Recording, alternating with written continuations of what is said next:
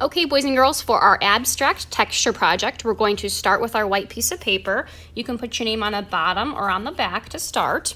And we're going to use our Sharpie marker, oil pastels, and maybe a couple stencils to trace some shapes if you'd like.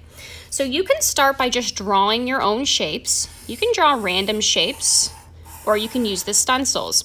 So what I love to do is I love to start with a couple shapes in the middle, any shape I can think of. And then I like to build the rest of my space around these middle spaces of the shapes. So I'm gonna do something called overlap. Now that I have 3 shapes, I'm gonna try and overlap some shapes around these shapes, or even inside of these shapes. So around this square, I think I'll put another square. And notice how I overlapped. I started at the side of the square and I went around and I stopped. I didn't run into the square. Now this square looks like it's behind that square. I can do this for the triangle too. I can put a circle around it. I can put another circle and another one, and I'm overlapping many times. Let's see, I can put some triangles around the circle. I can even put a triangle on the inside of the circle. That's fine too. If you'd like to use some stencils, you can even find some interesting stencils that you can trace into your background or overlap. So I drew a diamond. I can also overlap. Maybe I'll overlap a star somewhere. Maybe I'll put a star on the inside of this square. So your goal is to have at least 10 shapes to break up the space of your paper. Don't leave a lot of white areas blank. See if you can fill the whole paper in an interesting way with some shapes. So I think I'll add a couple more just to fill up the space here. I think I'm gonna overlap this rectangle in a funny way. I'm gonna go around this triangle right here. That looks kind of cool. Maybe a star poking out from the circle here. And I didn't run into it. Okay, that looks pretty good. I think I'm gonna start now.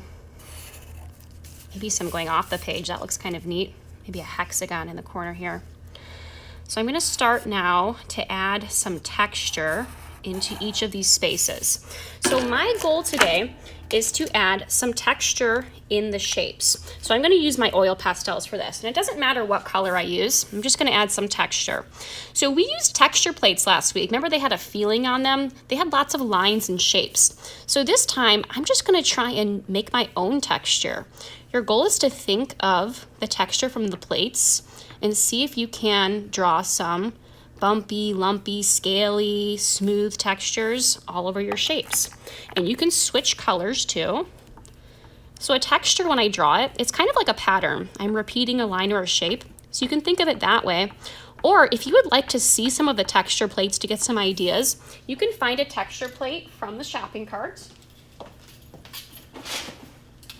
Kind of like how I have here. And you can look at these textures to get some ideas. So I see a ton of different lines and shapes on here. I really like this texture. This is kind of like some lines randomly broken up like this. Almost looks like a rocky road. I love that texture. So I'm not going to use my texture plate today to rub. I'm just going to look at this for some ideas if I get stuck. And my goal is to fill up every shape with some texture. I can even put some textures in the background. Maybe I want to put a bumpy texture around these shapes right here. That's fine too. Okay, I'm going to keep going until I have all my spaces filled with different types of textures. So we are going to pretend that I have every shape filled up with a texture, because I want to show you what's next. After I have some textures in these spaces, we're going to add some watercolor paint to these spaces.